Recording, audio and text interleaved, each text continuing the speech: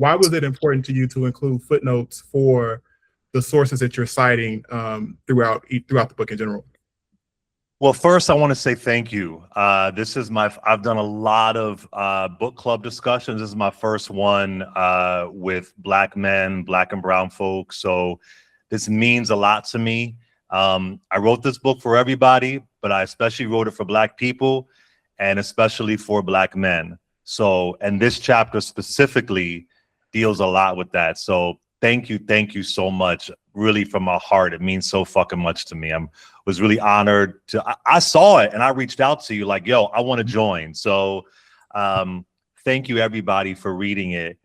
And it's helpful for me. It's helpful for Black authors out there because we are under attack right now. There's some crazy shit going down and we are out here fighting for our truth to be told. So part of the reason why I included the footnotes is because what I just said. Truth is at war right now. There is so much debate going on over our truth. And I felt like I had to have the facts in there. I know we're in a world of alternative facts. I know we're in a world where 1 + 1 = 45.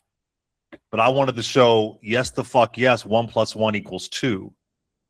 Whether it is Kanye West putting out that bullshit, Nikki Haley putting out that bullshit, or who's the former governor of South Carolina, or the governor of Florida, Ron DeSantis, that these facts are important. So while it is historical fiction, historical is the key. And my last book, The Grift, was nonfiction. So I already had that kind of like back things up with facts kind of vibe in me. And I've been a journalist for years. So just to root it in the history and to show that you may not like what you're reading, it might make you uncomfortable, but you can't say it's sci-fi or fantasy. Yeah. Like it's probably even worse than what you read, how bad it was. You know what I mean? So that was very important for me. And it also fleshed out the stories for me. You know, it fleshed it all out. And when I first read about Luke and Henry, I was like, damn, this is crazy. How can I give them joy, love, where everything else gave them pain? So it's ancestral. It is resurrecting people from the archives, but it's also rooted in this, like I said, misinformation is an old, strong tool. Yeah, it can pit neighbor against neighbor with a click. So that was my intention. I know it's kind of unusual to have footnotes and citations in a novel, but much of this novel is unusual. You know, I did it in a very unusual way. So I wanted to burn it down. I wanted to burn down the ways that we've told stories like this in the past. And hopefully when people read future stories like this, if they see some of the same bullshit tropes, they could say, wait a minute, you know, I read this book called Burn Down Master's House and they did it this way, you know. So I want to be innovative with the storytelling. And part of that was putting the facts in there. Yeah, like I said, the lawyer in me loved it because I'm always citing my facts. So it was great to see those things. And I think it makes folks dig deeper, right? Because they see those things and they're going to remember reading that and having the actual real example from your novel and just going and finding that quote and applying it to other things in life. So I wait till you get to chapter 3, brother. The lawyer in you is going to love chapter 3. Wait till you get to chapter 3. I'm excited to get there. I'm excited to get. I want to talk more about Henry and Luke's story, man, because I read a lot of historical fiction. And you don't see a lot of queer characters in these stories. I think the only other time that I can remember even seeing queer characters in neo-narrative enslaved stories is in Homegoing and Dr. Daniel Black's The Coming. Yeah. And in The Coming, the reference was just more so about the sexual violence piece. And in Homegoing, it was more of a forbidden love where you had these two characters. I don't want to spoil to nobody who's read it, but the book's been out for 10 years. So yeah, spoiler alert. But and that story is forbidden love between those two characters who aren't able to like actualize their love, but they're more so just enamored with each other and not really to act on it. But in Burn Down Master's House, we have Luke and Henry who are in love and actually like expressing it in the book. How important was it to you to tell that story and also to put that perspective out there to make sure that those stories are told? Because I think that a lot of times, because the only images that exist are the ones about the sexual trauma related to those types of experiences, that there is this perception that it didn't exist or it didn't happen. So Yeah. why was that important for you to include in this story? Yeah, we think gay folks came around with the first Diana Ross song. Like, oh, Right. and they popped up. Diana Ross, that's when it happened. One, I wanted to show that gay folks have always been here. And it would be ludicrous to think they didn't exist during American chattel slavery. But most importantly, Luke and Henry represent radical love, and how love can transform you, and how love is a fire. And Luke is inspired because of Henry's fire. And Luke pushes Henry's fire even further. So I wanted to show the power of love, even in the worst of circumstances, And with Henry, he begins on a breeding plantation. And so my thought was, what would happen? I mean, even for men who were heterosexual, that must have been horrific and terrible to even attempt to do.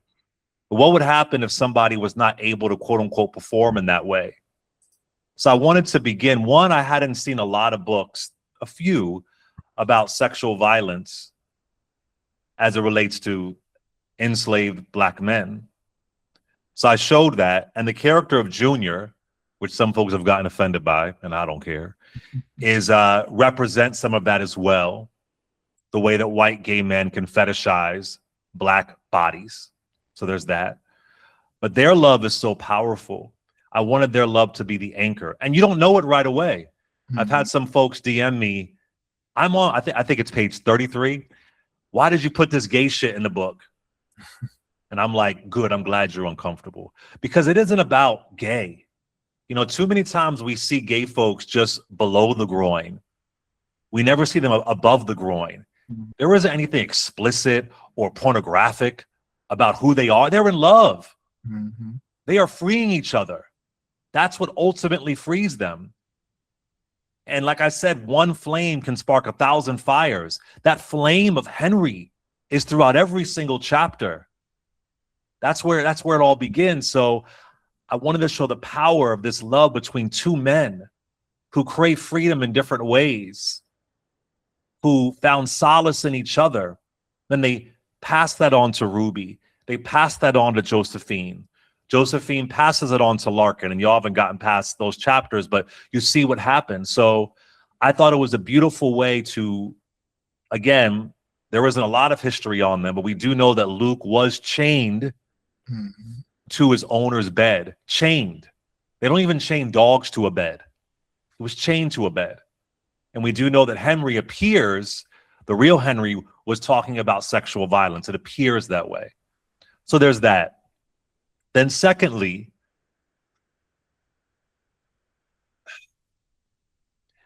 if I would have read characters like Luke and Henry when I was a young kid in Philadelphia, struggling with my sexuality, it would have made me hate myself a whole lot less. So there's other love stories in the book. But for anybody out there who's struggling with identity or struggling with who they are, especially Black men, young Black men, I hope this book heals them a little bit. I hope they look at it and say, I didn't see that coming. And it makes them feel good. You know, Zora Neale Hurston has this one quote where she says, I am not tragically colored. I'm not some downtrodden Negro singing, I think she said singing a Negro spiritual. That's how I feel. I am not tragically Black. I am not tragically gay. And while this book is rough, and in some ways that chapter ends in a tragedy, but it really ends in a revolution. It ends in liberation. And Henry got what he wanted. Yeah. So it was important for me to show a revolutionary act of love. It was really important for me to show that. And I also hope to burn down the lies that we've been told about each other, that being gay is a white thing, or that all this bullshit that we're taught. I hope. And if you can't see the love in those characters, but you think Mistress Kitty and Montgomery Raglan are really in love? I mean, come on now, right?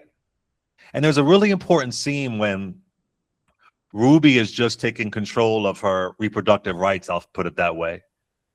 And she looks at Henry and Luke. You jumping ahead of my questions. Oh my God, she sees something and she's never seen this before. She don't know what this looks like. Yeah. And Luke puts his hand on Henry's shoulder, and I describe it like a boiling, the flame from a boiling pot, just a simmer goes down. She had never seen something so pure, and I say, as natural as the sun rising and the sun setting. So a lot what I'm doing in Burn Down Master's House, and you'll see it in other chapters, is I am putting some intentional, this is a throwback to Harlem Renaissance literature, that's my favorite era. I am putting commentary, social commentary in these stories, which is what Jesse Redmond Fawcett did and Arna Bontemps did. I'm putting social commentary in it intentionally to push people and have them think differently. So I wanted it to be revolutionary and inspiring. And I think it's the scene at the riverbank. It was one of the first scenes I wrote. I think it's so sweet and so intimate and shows you what love can really look like. So that's why I did it. And it felt very natural. Yeah, it was. And I was actually, that's where I was going next with my questions. It's on page 50 where you have that scene with Ruby and Henry and Luke. But I'll just go to the question right before it. And it's a scene where when Ruby is taking control of her reproductive rights and she has the miscarriage, right? And there's a scene where Miss Kitty you're describing Miss Kitty and talking about the fact that like how the role that white women played in slavery and white supremacy in general and upholding it, and the fact that but they also kind of don't realize the way in which they are oppressed. And I just see the parallels in that to present day society where, you know, we have someone elected to the White House who is very, in a lot of ways, anti-woman. And the thrust that sent him to the White House was white women. And so I'm wondering, what were you trying to say about white women then and white women now in their roles in upholding white supremacy? And what's funny is I wrote, so much of this book I wrote when I was in college over 20 years ago, right? So that scene I wrote early and it's still relevant all these years later. Yeah. For fucking, actually, it's no shocker. It's no shocker at all. Yeah. There are a lot of complicated white women characters in the book. You'll see as you go on. And I wanted to set it off with Mistress Kitty. You know, she thinks Ruby is the enemy. She thinks that it is her fault. And how powerful could it be if they saw some kind of commonality in each other? But they don't. And white women were complicit in American chattel slavery. There's a great book called They Were Her Property by Stephanie Jones. It is laid out. There was complete complicity. And I wanted to show that. And that when Mistress Kitty is staring down, looking at Ruby in her bed, she's angry at her. What the fuck you got to be angry with? You know what I mean? Like, what the fuck is this? Right. There's somebody else in there you should be angry at. Right. The one who's oppressing both of us, me and you. Right, exactly. Exactly. Yeah. But upholding this oppression of Ruby gives her someone to look down on. Remember, she's in the bed, the doctor just left, and Mistress Kitty is looking down on her literally. Yeah. She is keeping her down. So that gives you someone in this bizarre social hierarchy to look down on. So that makes you part of the problem. That makes you part of the issue. So yeah, that was there's more of that coming. You see it consistently throughout the book. Some are more complicated than others. But yeah, that was, and even when Mistress Kitty is watching Luke and Henry when they are captured, I describe her as like looking at theater. Her eyes all, you know, just Google eye, like, oh my gosh, looking at theater. It's entertainment. That took me to like the scenes from the antebellum South during like Jim Crow, what you see these massive crowds of white folks. They're smiling. Getting lynched, you know. Yeah, they were postcards. Yeah. They would print those and make those fucking postcards. Yeah. They would take their skin and make it like part of a keychain. Yeah. Like a rabbit's foot. This was entertainment. Yeah. This was entertainment. And so it also shows you the fight back was consistent, was always like with Ruby fighting back in that way. That was her way of burning it down. It was a consistent fight against all the forces, white men, white women. And you'll see in the upcoming chapters, even the children. But I'll let y'all get to that. Yeah, let y'all tackle that later. And I got the mic, so I'm gonna ask my last question because I can keep going all day, and I'm listening folks from the audience ask the questions. But I think one of the other fires that you set in the book is the way in which we perceive life and death. And with Emily's request that her son takes her life, right? And I think when I read it, I was like, damn, did she have to die so graphically? Like, that was my first thought. And then the other thought was, you know, because you frame it as freedom, like he gave his mother freedom. And I think even I try to put myself in the perspective of those that were enslaved at Mongolia Row. Yeah. And thinking about it, like, it kind of takes me to that choice of Setha and Beloved. Like, who are you to say that this is better for me? Who are you to say that death is better for me than being enslaved, even if I have the choice to tell you I want to die?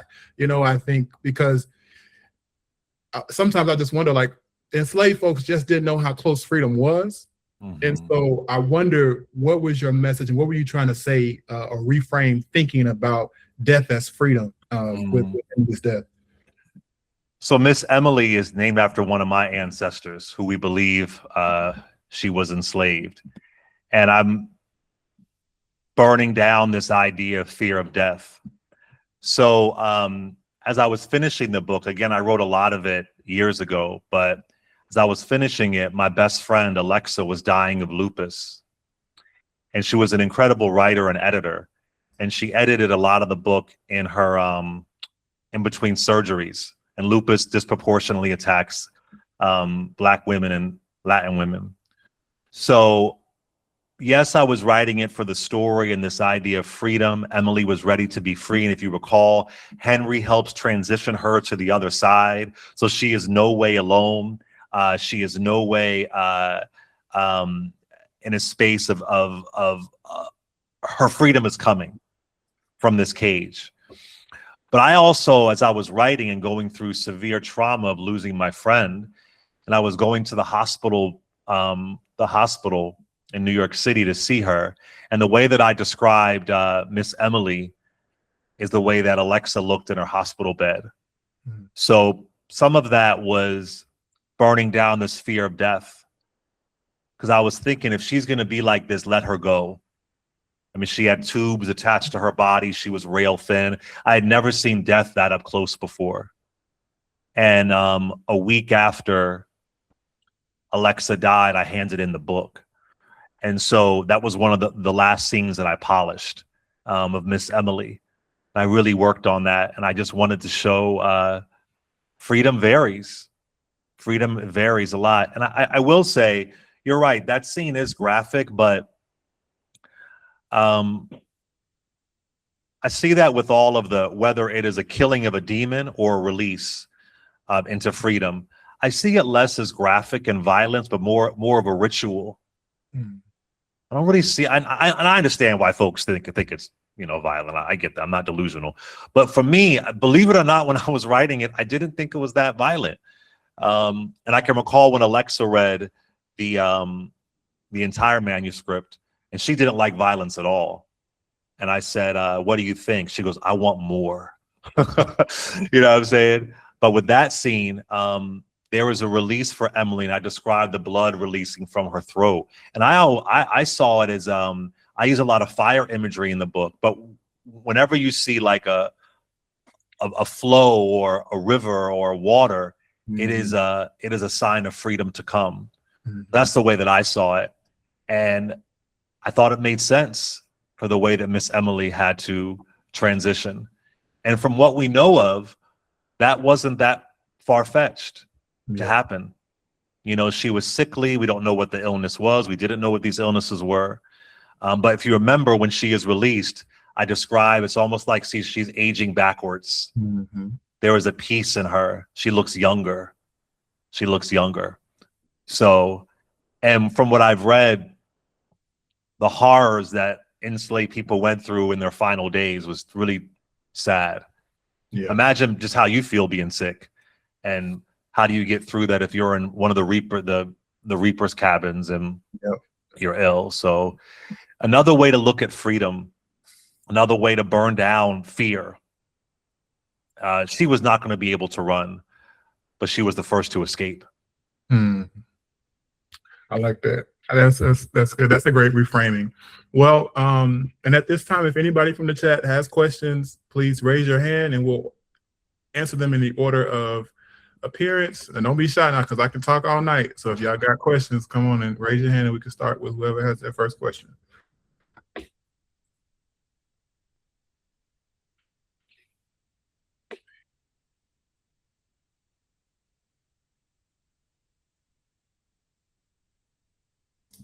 All right, Charles, go ahead. You can come ahead and go off mute. And Adriel, I think you're first, actually. Wait, let me see who is the first. Adriel's first in my queue. So Adriel, you can go ahead and ask your question first. Okay, thanks. Sorry for not being on camera. I'm actually laid up in my bed. I caught COVID somehow. Oh, damn. But get better. Yeah. I don't, it's less of a question and more of a realization. And I guess I just want to pose a few things and then kind of let you talk back at me. And I'll try not to be long-winded either. So a couple of things that just really stood out to me just from like the first 10, 12 pages. And I'll start going backwards with, let me try to remember her name. Ruby, is it Ruby? Josephine? Yeah, Ruby. Yeah. Yeah. And it was just kind of just a stark contrast and realization to me. I have a 23-year-old sister who's nonverbal, special needs, and the way. You mean Josephine? Josephine. Yes. Yeah. Yes. Gotcha.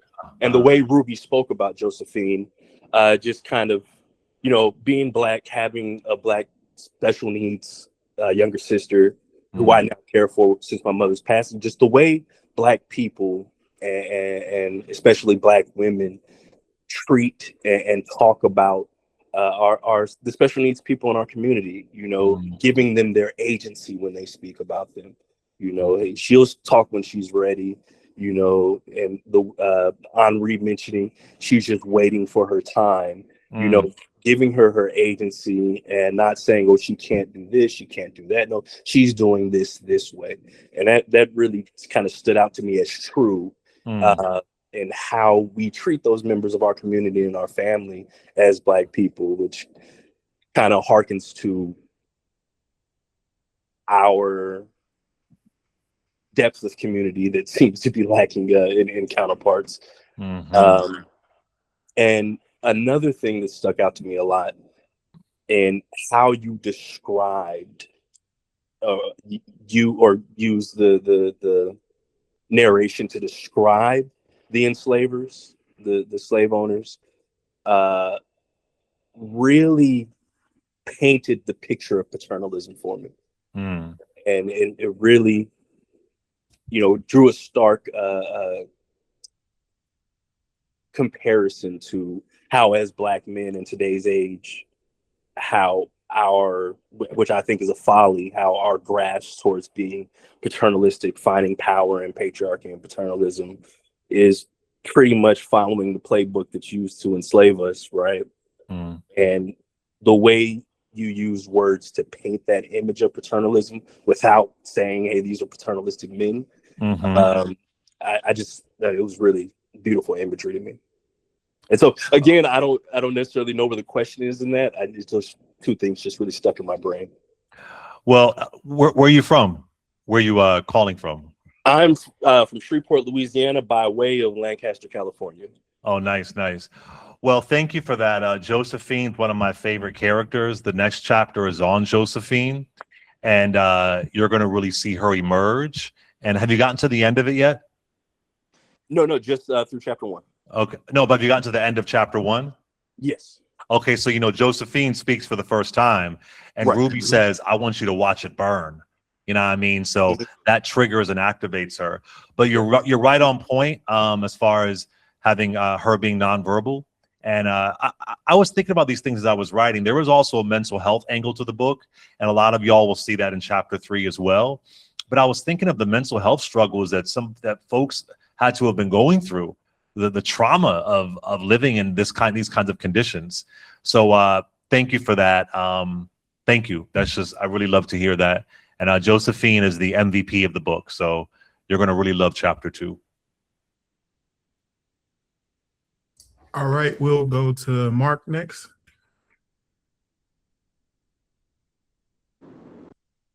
Hey, this is Mark.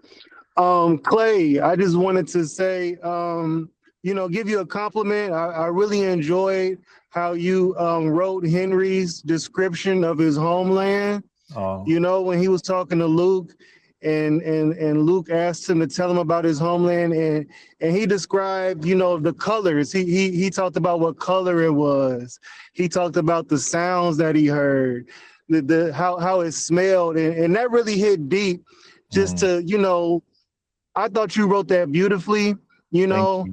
Somebody who's reminiscing. Yes, sir. So I thought it was written really well. I really enjoyed that part. It gave me a great visual. So hats off to you. Thank you for that. Chapter 1 was great. Mark, where you from? Where are you calling from? I live in Houston. Yes, sir. I live in Houston, Texas. H-Town. Love it. Yes, sir. Thank you for that. Thank you. So I never been to the continent, but I did go to Jamaica, and I've kept a journal since 1987. So much of what I was describing, I was remembering my time when I was in Jamaica, how everything was so green, everything smelled so fresh. So I was just, thinking of that. And I have friends who have been to the continent. So that was a really great moment because nobody ever asked Henry about his homeland. He was trying to change his accent, change the way that he spoke. So that was a really beautiful part, and the beginning of Henry and Luke's connection. So thank you, Mark. I appreciate that. And I love Houston. Wayne, it's on you. Clay, Clay, I'm Wayne Charla. I'm here in Nashville by way of Mobile, Alabama. Thank you so much for being on the call. I wanted to ask you about if you could go more into David and Solomon. Of course, I know they're used as a foreshadowing tool to Henry and Luke, but I really would love to hear more about David and Solomon, how you wrote them in relation to Henry and Luke. Oh, man, I got to be careful because I don't want to spoil anything that comes up. But Solomon is one of my ancestors. That's one of the names of one of my ancestors in Goochland, Virginia. So in case y'all you haven't gotten to the end. My family was enslaved in Goochland, Virginia, and the real name of the plantation was called the Dover Plantation, but I called it Magnolia Row because I used to live on a block called Magnolia, and I liked that word. And so Solomon is named after one of my ancestors. And I wanted to show, I wanted to censor really Black men in this chapter. And so you have Luke and Henry and David and Solomon. So I kind of have it as a bit of a mystery, if you will, but there's going to be closure with one of those characters at least. And one of the most important scenes is when it's Henry's first night on Magnolia Row. And he is squeezing the pink snake. And Solomon sees him squeezing the pink snake. And Solomon says in his mind, he is not like the others. He is not like the others. So I don't want to give too much away, but Solomon's one of my favorite characters. And it's funny with Solomon, with Ruby, I wanted to do a whole lot more and add a whole other chapter, but I had some rules, Wayne, where it was if they weren't part of the historical record, then I wasn't going to focus on them. So Luke and Henry, they are part of the historical record. So one of the things one of the publishers asked me to do, they were like, do the whole book on Luke and Henry. I said, no, I don't want to do that. Because this book is not about one point of view. And I know that's unusual for most fiction books. It is a thread. There was connectivity there. There was community there. Even in my last book, The Grift, a publisher said, just write the whole book on Clarence Thomas. I said, no, I don't want to write on one person, man. It's all of us connected. So I did make a rule that, because a lot of folks ask for more of Solomon and Ruby, but they are totally fictional. But you're going to get Solomon. He's coming back. I shouldn't have said that, but you know what I mean? It's some good stuff is coming. But I really thought about adding more to them, but they weren't in the historical record. So I only wanted to highlight folks in the historical record. But it's a beautiful relationship, and it's a beautiful relationship, and you're going to get more. Thank you so much. I definitely appreciate it. Yeah, appreciate you. Marcus, you're next, but I do want to add one little thought because I got the mic about Solomon and Ruby. I really did appreciate too the way that you used those characters to kind of thread the love into the story again too, because I think one of my favorite lines in chapter 1 is Solomon saying to Henry and David when he knows they're about to, Luke and Henry rather, he knows they're fixing to escape. Yeah. He says, I hope to never see you here again. Yeah. And then I love the way that when Henry is when Luke is carrying Henry's body out and he kisses him, and also when Ruby sees him, there's not rejection from Solomon or from Ruby because of that. So I appreciated the way that you used those two characters to thread like the love through, because typically that could, I think that could have went an entirely different way, I think, in that time period and in today, right? And so I appreciated the way that those characters brought that together. Yo, you are the first person to bring this up. You notice I didn't have like some raging homophobe on a plantation. You notice I didn't have that? You're the first person to bring that up. And again, there's no way to know, but my spirit told me, my soul told me, that's the last thing they'd be worrying about. If they saw an act of love, it would shine through. Look at Junior. Look who Junior is. And his father is calling him these names. His father is embarrassed of him. That is the last thing. So I didn't want to inject. And to be honest, one editor asked me to put some shit. No. I knew what I wanted to focus on. I wasn't going to have some argument. I wasn't going to have, what was the term that, I forgot the term they used back, not pansy. There was a term that's similar to faggot that they used back then. No, I didn't want to have that in there. And you're the first person, I'm sure other folks have felt it, but you're the first person to vocalize that it could have went a different way, but Ruby sees that love. Solomon sees that love. And as he gives Luke that, as he gives Henry that kiss, there's a fire behind them, God damn it. And what does Luke say? Magnolia Rose going to hell. And check this out. See, I'm putting layers in this shit. The word gay isn't being used in that context yet, but the way that gay folks are told they are going to hell, here you have this quote unquote gay character, quote unquote, saying Magnolia Rose going to hell. Who is the real demon? And even in the scene when they dismember Junior, they squeeze his genitals, and that pink snake pops back up. And I talk about him being carved and chopped to pieces. There was one person that said, I've gotten so many great reviews, but one person said, oh, the way that the author described Junior was fat phobic. And I was like, what the fuck? What the fuck are they talking about? And I said, oh, I get it. I see where we're going with this. I described Junior the way that I did, not because of being fat phobic, because Junior was a beast. He was a savage. And normally the way that black folks are described in 19th century literature, we're the beast, we're the savage. And I wanted to show that he is privileged, he is in these ridiculous clothes and this tight clothing. He could be whatever size he wants to be because he has privilege and wealth, but I never show him eating. I never show him being a slob at a dinner table. That might have been a little bit ridiculous, but he is the real beast. And when you get to the other characters, you'll see I normally describe the bodies, a few times I describe the bodies of the black characters, but as many of the white characters, because they are the real animals. So yeah, that's a really important scene that I don't go down to some road of, Yeah. what other people may have thought, that all the love was being able to shine through, and the fact that Magnolia Road was going to hell, and that's most importantly. Yeah. Go ahead, Marcus.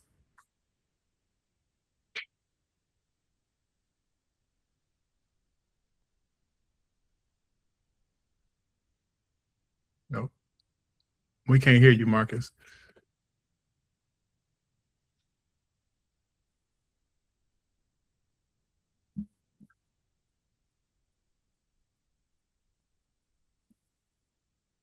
Say something. Nope, we still can't hear you. There you go. Yes. All right, technology. Sometimes it's your friend, sometimes it's not.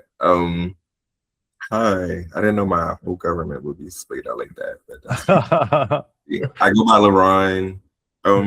Amazing work. Thank you for having me here too. Thank you. Amazing dope work. Well, try not to be long-winded, but you guys have been saying so many things that's in my head. So I guess I'll go first with Josephine. I guess when I was introduced to Josephine, I just felt like she was that type of child where like she's given so much she never needs to talk. So I didn't really think of it as nonverbal in the sense of like a mental disorder, but like she's been kind of covered so much by Ruby. It's like when she's ready to talk, she'll talk. Like who were deemed as disabled or labeled disabled very early on. It's just like, just like they'll have their time when they're ready. I enjoyed the queerness aspect for sure. I love the fact that it feels like to me you like drop gems before we get there. And so I don't know, as a queer person immediately I kind of thought Henry was queer only because of the sexual act. And I was going to ask you if you picked it up, because some folk don't pick it up. So you picked it up. Gotcha. I would have picked it up too, but I like that some can't. You know what I mean? But ain't that our experience? Some people can pick it up, some people, but we can always pick it up. Yes. And then, so 2 questions. This is my questions now. Queerness. My first question now is when I experienced, I'm going to forget their name, Solomon and the other guy. David thinking and having conversations with Solomon after we realized the whole relationship between Henry and Luke. I'm like, oh, were the other 2 also queer? Because it seems like Junior would have been the type to have like queer Black men working in a household only, like for eye candy. And then my second question is, when writing is, I have to write my thoughts out sometime. When writing is setting the first place you start with. Is setting the first place that I start with? Because it feels like a character. It's setting the first place that I start with. That's a good question. I don't know. I think I'd start with it both. One of the first scenes I wrote was the riverbank, and I imagined Luke and Henry running. And I wanted to show that intimacy. I never thought about it that way. I guess to some degree I do. But I'm more so thinking of it as a scene. And the way that I write, I tend to overwrite. So I'll purge everything out, whether it's setting, dialogue, purge it all out, then I can pull back. It's harder for me to do more. It's easier for me to like pull back if I don't have enough out there. So I think I just purge it all out. I mean, the main part of writing is editing, really. This is going to sound kind of woo-woo, but I think it comes with a vision. I think I see it visually in my head. I literally saw Luke and Henry running. I literally saw it. I could see it vividly, like I was one of them running. So I think it's just a visual thing that to me. So that's what I think it is. And then I remember just describing their collarbone and when they're in the water and all of that. So maybe it is setting, but it's more of a feeling. Nina Simone once said, don't put nothing in it unless you feel it. Right. So I just try to go with the feeling of it. You know what I mean? Just like the feeling of it. So that's where I go. That's where I go. And with the scenes of revolution, of rebellion, that was definitely a feeling. So I really wanted to dive into that feeling and lean into it and soak in it. You know what I mean? So I think it's a little bit of both, but it's a visual and it's a feeling for me. And if I don't feel it, I can't get it out. I'm not one to write like some people do outlines and shit like that. I can't do that. I just got to purge it out. I just, even when I was in college doing in-class essays, I just wrote it. I can't write that way. I just That's feel like how it's so great because it wasn't even intentional. Like when I was reading it and the way you described the house, yeah, was really intentional. Like its sharpness, its cleanliness, its tidiness, it's like super perfection. yeah, And by the time we get to the ending, it's like super destroyed. So I'm like, it feels like, yeah, exactly. That I knew that I was going to do. I said, okay, I got to describe this house. I got to describe it, and you'll see other descriptions coming too that will all tie together. As far as Solomon and David's how they get down, I can't. okay, it's cool. Yeah, I can't really answer it. Just I mean, yeah, I can't. I mean, there isn't a. I can tell you that I'm working on a sequel, so that's all that I could tell you. But it's you know, I don't know, man. We'll see. We'll see how Spirit feels. We'll see what they tell me. Okay. Thank you. Thank you, Where are you from, Marcus? New York. Oh, NYC. Beautiful, beautiful. Thank you, brother. No problem. Jalen, it's on you. Hey, what's up, Clay? Hey, First of all, I appreciate you being here and I appreciate you having me. It was a quote in here, and it was a pretty quick quote, but it stuck with me a lot, and like this is what I wanted to bring to you the most. And I believe it was when Ruby, Henry, and Luke were walking back to the master's house, and they had to walk back through the field. yeah, And Ruby told what Luke thought everybody was hating on him. He said, everybody hates me. yes, And she said, don't nobody hate you, Luke. They just want to be you. yes, And I don't know for what reason, it just stuck with me crazy. And I kind of wanted to get your perspective on it because it was so brief, right? Yeah. But it stuck with me because just as humans, and especially I feel like in the Black community, when you make it to a certain level where you at like a certain pinnacle of what people want to be, you feel like they hate you, but they really don't. yeah, You know, and then it just seems like, but then the people that are lower than you, they don't hate you. They just, and it might come off as hate, right, but they just want to be where you are. exactly. You know, and I don't know why it stuck with me, but I really wanted to get your perspective on if you did that on purpose or was it just kind of like a line that just got through in there. You nailed it, and no one's brought that up just yet. I love when people bring up lines to me that no one else has brought up just yet. Absolutely. So I'm saying a few things in that. One, this imaginary hierarchy that we have, wanting the access that other people have, wanting proximity to access. So everything you just said there, Jalen, that's spot on. The other thing that I wanted to do is that there is a myth that it was much, much easier for enslaved people who were in the house. And some scholars debate that. And they often say for enslaved people in the house, there was much more sexual violence. So I wanted to show that the violence of being enslaved, the emotional, spiritual, and physical violence, that it was not, I don't know if I can get into degrees of goodness, whether you are working in the house or whether you're working on the field. But the perception is, here is somebody we want to be, not knowing that Luke was chained, and that is the historical record, to Junior's bed, was chained there. So I wanted just to show that these are perceptions, they aren't necessarily reality. But nonetheless, if it would make sense, if you feel like, okay, this is easier work for them, and especially enslaved women who were in the house, the torture that they went through. So it is all that you just said, perceptions and ideas and thinking, if I only had that, if I was only there, then my life would be better. And it isn't always as easy as it may seem. So yeah, that's absolutely what I meant by that. Thank you for bringing that up. And it also goes to one of the other lines in the book that I say repeatedly is, don't let them take what they can't touch. Yeah. That's a really important line. So who are these things that are, you know, you can't take Henry's fire, you know, you can't take Luke's love, all of these things that you find a way to hold on to it. And you find, you know, part of what I'm doing in this book is also asking the reader to find out, what is your superpower?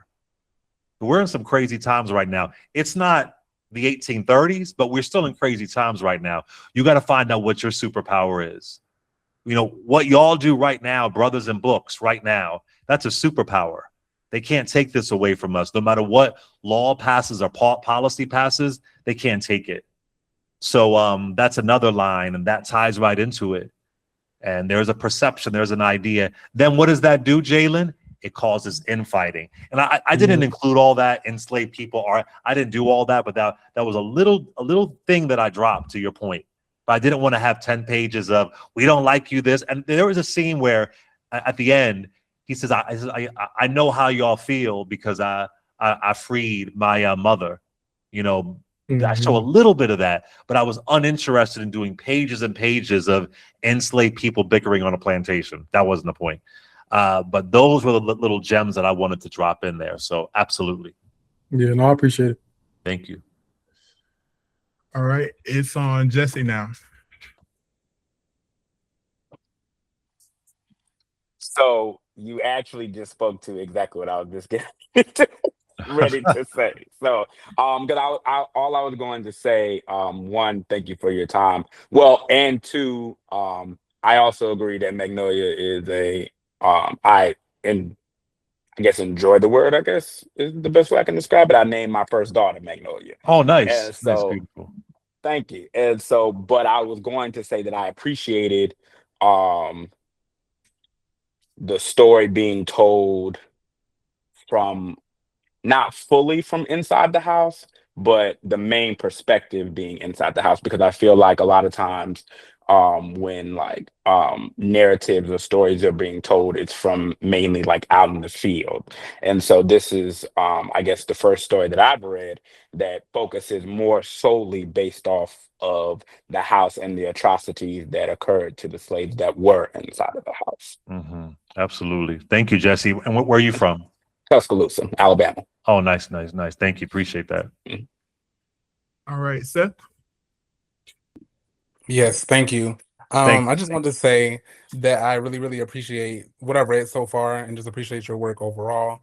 I think one thing that really, really stuck with me as I finished reading was the idea of like death as freedom, and how like his mother was, really urging him, like, just please, just take me out of my misery, pretty much. And it just made me think about how even before, most of our ancestors were enslaved, they jumped ship. On the way over here, unfortunately, but fortunately, honestly, just because it's, their way of freedom and their way of like, or just how I see it, like them taking hold of their own life and them taking hold of what is theirs because their life is theirs. And, she wouldn't want to still be in the hands of the master. I also really appreciated just reading the introduction and just that framing of how, right now we're in a moment of like misinformation, and there's a lot of just false information that isn't true about our history here, and just even down to Henry and Luke, and realizing these are queer characters. I really appreciated that, and I just really wanted to express that I knew early on, but I didn't want to like also make the assumption too that he was queer based off of the experience with Susie. But that is something that I assumed early on, and I kind of just like sat with like my, I guess, hesitancy to really lean into him being queer or him not being queer. And I think the conversation that we all were just having now about your choices around that really I guess enlightened me in that. I had another thought, but I might have forgot it. No, that's pretty much it. So thank you. Thank you, Seth. Thank you. And where are you calling? I keep saying like I'm on the radio. Where are you from? Yeah, I'm from Charlotte, North Carolina. Charlotte. Love Charlotte. Thank you, brother. All right, Phyllis. Like Phyllis Hyman. What's up, Phyllis? Hi, Clay. Hey. How are you? I'm great. Calling in from Seattle. Oh, Seattle. Come on now. Yeah. Mm-hmm. I just wanted to thank you for the book. There were so many, you dropped nuggets along the way, and I loved it. And I wrote down just a couple of things that really stood out to me. First of all, I was ashamed to say it, but I never really thought about the sexual violence against Black men. Yeah. You always hear about what happens to women, and it just, thank you so much for putting that in there and to make me really think about it.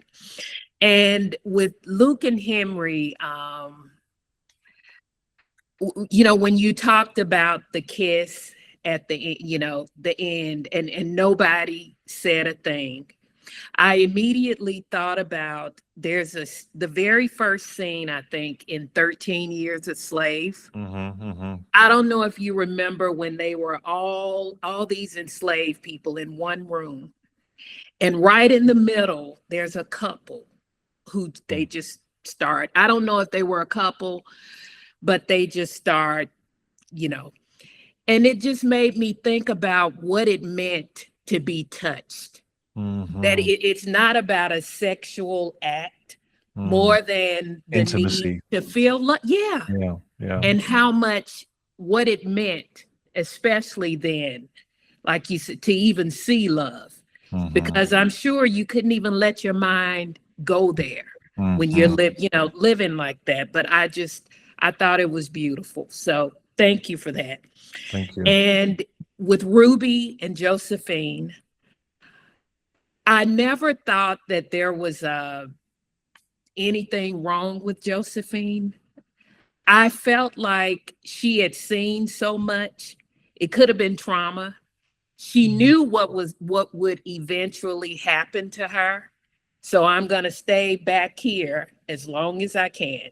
And then when she was told, you're going to see this, it was like Ruby was letting her know it's time to grow up. It's time to come around the skirt. It's time to see it. And it's hurtful. And then I thought about how we train our kids to drive, the talk. And that was just part of it. It was nothing wrong with her. It was that she knew what was going to happen. So as long as I stay back here, I'm protected. But she knew the day was coming that I am going to be Josephine or Ruby, And I want to thank you too for the questions. The book club. The end, yeah. Yes, I loved them. My book club and we went through every question. Oh, wow. So just thank you so much. It was a gift. I'm going to read it again. I've already finished, but I am going to go through it again. But it just opened up so much in me. And I just appreciate you. Thank you. Well, I love a Phyllis. So I appreciate you. Thank you so much for those kind words. I really appreciate you. Thank you. Next, I think we got. And I'm from Philly also. I love Phyllis Hyman. But I do have some roots in Washington State, but I don't play when it comes to Phyllis Hyman. I'm sorry.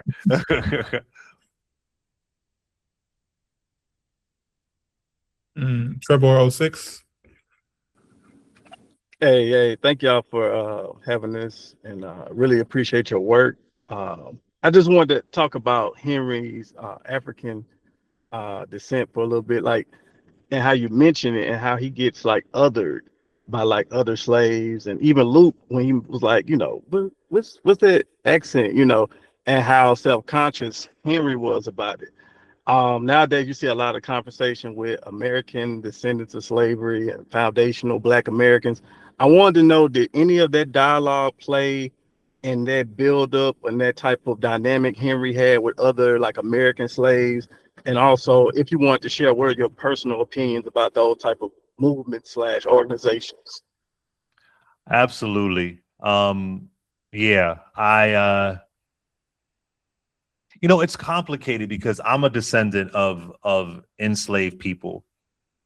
But I think about the contributions of Black people who are here, who are not born in this country, who are not a directly descendant of enslaved people.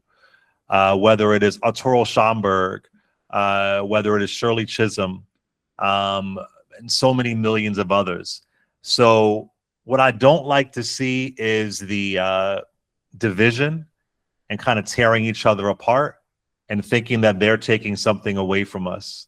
I just can't. And I'm 49 years old, so I'm older. And when I was younger, we were like, it was De La Soul, it was, you know, Queen Latifah. We were proud of like you know, being Afrocentric or something like that. So that was so times have changed, I get it. But I don't think that Black immigrants are the problem. And of course, when it comes to reparations argument, that's separate. And most of these other nations have their own reparations movement. Lord knows Haiti does. Haiti has been screwed over for freaking centuries. They're owed tons of money. So I'm all about talking about the unique experience of Black Americans. But the truth is, I have a different experience being Black in Philly than my friends do from Mississippi or Louisiana or LA. We all have different experiences of Blackness. So I was thinking about that, brother. I was thinking about that. And it's just, I don't see people who grew up elsewhere as part of as being the enemy or taking something away from me. Now, I do have some friends who are from a friend of mine from Jamaica. He told me, he said, I didn't call myself Black till I moved here. He said, because we're all Black. So I wasn't thinking about it. And I'm like, you know what? I'm not mad. Now, if you think that Black Americans are lazy or that we're shit, that's a whole other thing, right? But I don't want to see so what I'm also doing, brother, is that I was thinking about that. And I'm also showing that we don't have time to throw folks away. We can't throw away our Black immigrants. We can't throw away our Black gay folks. And when you get to other chapters, there's other folks I'm saying we can't throw away either. You know, is there tension? Sure. Absolutely. I'm not saying there isn't. But I just don't think that Black folks who weren't born in this country are the enemy or taking anything away from me. You know what's taking shit away from me? The rich white guy at the top. Hello. When Trump and J.D. Vance said those Haitian immigrants are eating cats and dogs, they didn't say Irish immigrants. There's a bunch of undocumented Irish folks living in New York City right now. I think over 200,000. You don't hear that in New York. There's a bunch of undocumented folks from Italy living. I mean, I could go on and on. So that was a racist call. It was fucking racist. And so I don't want to see any of us fall for that. So yeah, that was part of what I was saying to remind you that, A, look at the flame that Henry sparked. And now, of course, they're not using, he wasn't an immigrant, you know, technically he was enslaved, but nonetheless, where he's from. And look how that inspired Luke. And also the way that in the very beginning, Susie was treating him, all that African in him. How does that really serve us? How does that help us? So absolutely, brother. Yeah, that was some commentary. Yep, and an attack on a marginalized group is an attack on assault, and especially if they Black. Yep. They're Black and gay, Black and immigrant, Black and poor. How are we gonna? Why are we othering when we already? Yeah, yeah. That's not. Yeah. That I just don't understand it. I do understand it because that's the plan. Yeah. That's part of the reason why we lost in 2024. All that immigrant talk and trans talk, they were hoping to press our bigotry buttons the way that white folks fall for it. Mm-hmm. Why in the world would a poor white person think that a poor Black person or a Black middle class person is taking shit from them? Why the fuck would you think that? They were doing that shit in the 1960s when Black folks were barely in corporate America. And they're convincing your poor white ass that some random Black person who lives in West Philly or in public housing in the Bronx or in fucking Watts or in Mississippi, that they're the ones taking shit from you. That is unfucking hinged. And we can't fall for that. So yes, brother, thank you for that. That's the great thing I was able to do with this book, is inject political commentary. I'm not saying it's exactly the same, don't get me wrong, but the history rhymes. Yeah. That was one of my favorite parts too, especially considering just like the time of publication of the book and where we are, you know, just a few months ago, the Supreme Court in a 6-3 decision, which it should have been 9-0, said that birthright citizenship is constitutional, right? And the thing that was most frustrating to me as a civil rights lawyer, but also just as somebody who cares about Black folks deeply, is seeing Black folks who are descendants of slavery, like myself, question why we should give a fuck about birthright citizenship. And I think the premise or the idea that there is a level of separation, that an ICE officer or someone checking immigration status is going to believe you to be a Black American and not a Haitian American or not an African immigrant American, right? That logic to me is so flawed. And I can't, like, I got into it with somebody on Threads. I had to erase it because I do practice law still, so I can't be arguing on the internet and calling people dumbasses. But nevertheless, the first insult that he said was, "You're not American, you must be a Haitian or a Somali immigrant." That was the first thing that he said. Because I disagree with his opinion, automatically I was not someone who had First Amendment constitutional rights, and immigrants do as well, by the way. But I couldn't rationalize how folks could come to that conclusion. So I appreciated that perspective being talked about here and really challenging that idea, like challenging the diasporic disagreements, because they're really trivial and it doesn't matter. We have a greater enemy to face. And quickly,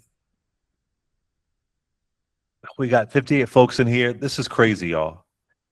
They tried to rewrite the 14th Amendment via executive order. Yeah, EO. Does everybody understand how fucking scary that is? Mm-hmm. And the Supreme Court gave them the language. And the Supreme Court, bro, they even took the fucking case. Yeah. How the, like, let's say there's some wacky way that you don't agree with birthright citizenship, whatever. Then put it through Congress. Mm-hmm.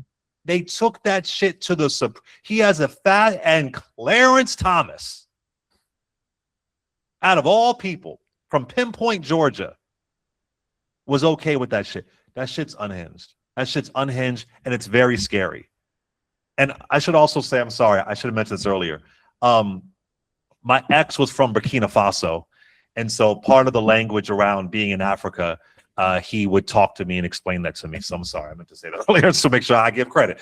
But yeah, all that to say, and him and I, we would have robust talks about race in this country and race where he, and I got it. Him being from Burkina Faso wasn't, he told me he never saw a white person except for on TV. He said, I was shocked when I saw a white person in person. He told me this, and he was much older than me. So we all have different experiences. And as Karen Hunter says, we are the global majority. But that shit's crazy. And let me tell you something. If they would have overturned a birthright citizenship, do not think for a Jim Crow minute it wouldn't have hit Black Americans. Oh, yes. That shit would have found a way. Immediately. So, yeah. Thank you, brother. What a great question, man. Thank you. That's why I love these discussions. And we'll go to Clarence, and we'll cap the questions here because we're running out of time. So Richard will have the last question. So Clarence, it's up on you. I must say I'm honored to be able to be right at the end. I don't have anything nearly as sharp as some of the rest of you guys have had to say, but I will say I've found your book incredibly empowering.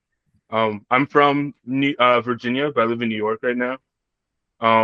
So much so that even like your foreword, I simmered on that for like maybe 15 minutes before I cracked into chapter 1. I think the hard part is, I'm still a student. I just graduated with my bachelor's and I'm looking at a master's and potentially a PhD. Nice. And so I have an idea of what my superpower is, but it's like, I think it's more better fit for trying to reform education so that we can all understand what the actual battle is and not be distracted by the media and just how wonderfully great, I say that sarcastically, that our country is at distracting us from and putting us against each other. But yeah, I mean, so many things came to mind. The first scene between Henry and Susie really sparked me. It also enlightened how long of a mental struggle we have had also with sexual abuse, right? To say all of these things from each party, being Henry and Susie, because they're afraid of being sent to another plantation or something worse, are already run so deep, unfortunately, in our culture. And I think that's something that, we don't speak about very frequently. But I also say that at the same time, it's so empowering to see, like at the end of chapter 1, to see Henry and Luke go, I'm not going to take this.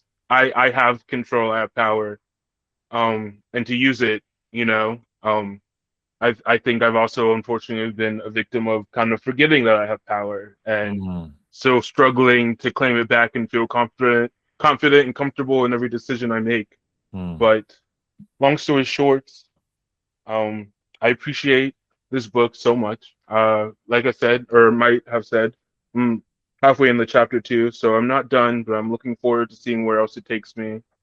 And yeah, especially as a writer, I spent the past semester trying to work on a play that I haven't revisited, because to rewrite the play, I think it's gonna be a whole new like 80 some pages of the same plot with different dialogue, and that trying to revisit that stressed me out. So it's been a bit, but I'm grateful for your work and your passion and delivering these stories.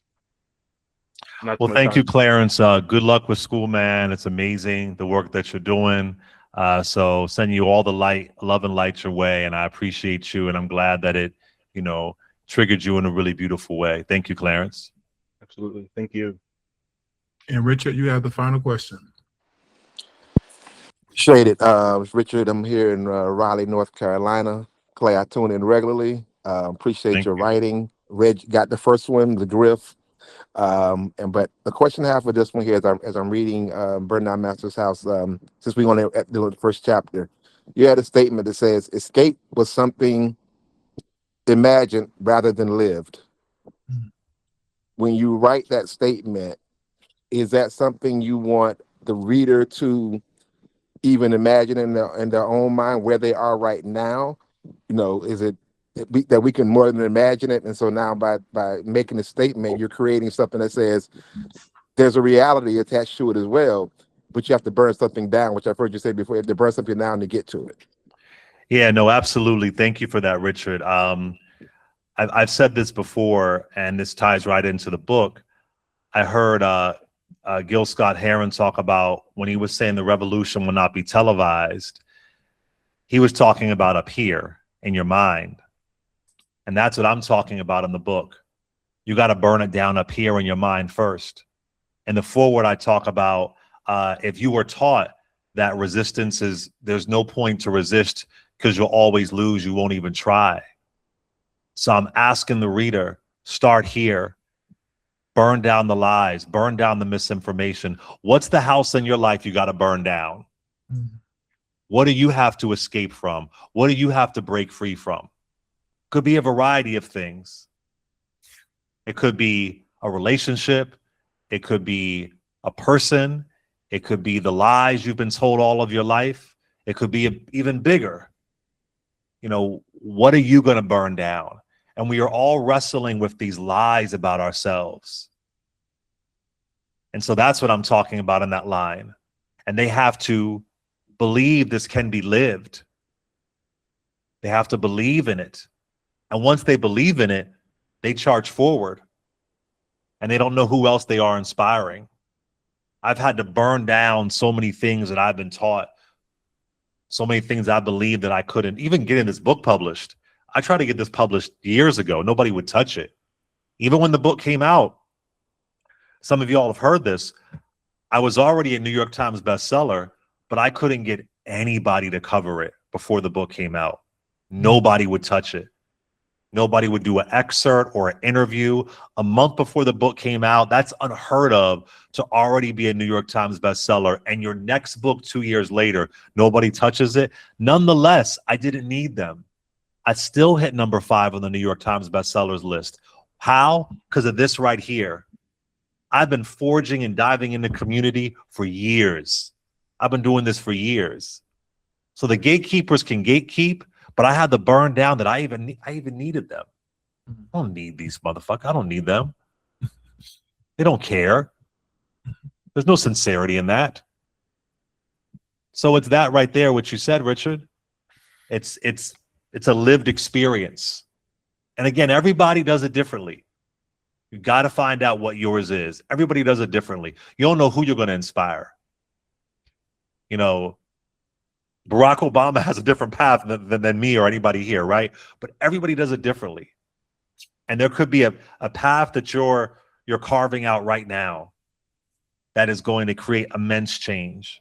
So that's a big theme of the book, and believing what living could look like and how that'll move and inspire other people. So absolutely. And I was also saying it to myself as well, because I was going through things as I was writing. I was in a very tough space. Like I said, losing my friend, I was in a very tough space.